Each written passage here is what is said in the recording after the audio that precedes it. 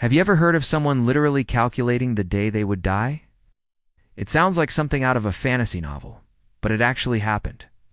The man was Abraham de Moivre, a brilliant mathematician from the 18th century. His story is just one of several astonishing cases where people seem to know exactly when their time was up. From the dawn of civilization, humanity has been obsessed with the future, and especially with knowing the one great unknown, the moment of our own death. We've looked to oracles, read tea leaves, and gazed at the stars, all in an attempt to get a glimpse of our final day.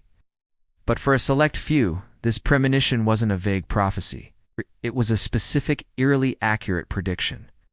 Today we're diving into the incredible stories of historical figures who foresaw their own demise. Was it a freak coincidence, profound intuition, or in some cases, simple arithmetic? Let's find out. Let's begin with the man who turned his own death into a math problem. Abraham de Moivre was a French mathematician, a friend of Isaac Newton, and a pioneer in probability theory. He's famous for de Moivre's formula, a cornerstone of complex numbers. But as he entered his final years in the early 1750s, he noticed a peculiar pattern. He was sleeping a little bit longer each day. Being a man of numbers, he didn't just casually observe this. He started tracking it, calculated that the extra sleep he needed was increasing in an arithmetic progression about 15 extra minutes each day. So, he did what any self-respecting mathematician would do.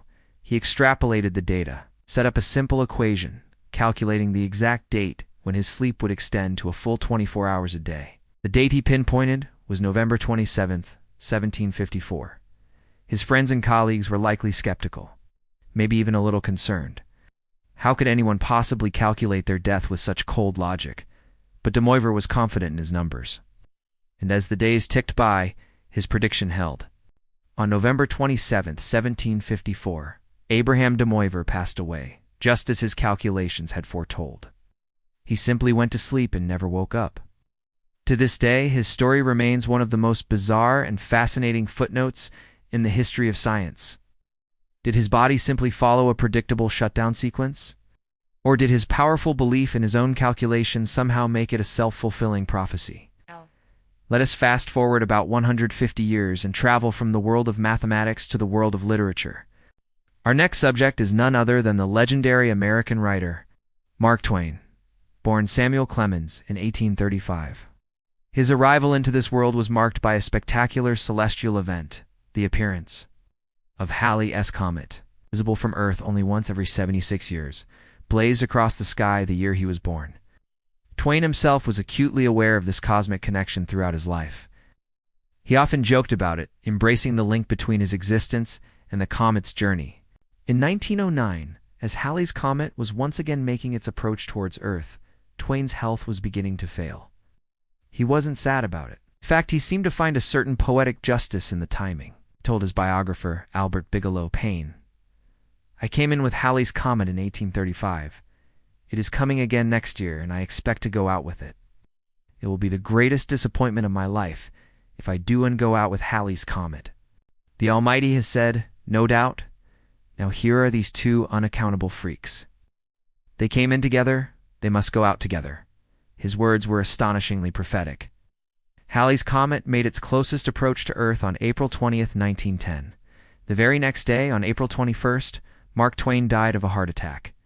He had come in with the comet, and just as he predicted, he went out with it. Unlike de Moivre's mathematical formula, Twain's prediction was rooted in something more mystical, a sense of cosmic destiny, a narrative symmetry that he, as a master storyteller, would have appreciated. It's a beautiful, almost literary end to a life that was larger than life itself. A coincidence? Perhaps, but it's a coincidence so perfect that it feels like something more. Not all predictions are so poetic or mathematical. Some are raw, visceral, and almost unsettlingly casual. Take the case of the formidable British actor, Oliver Reed.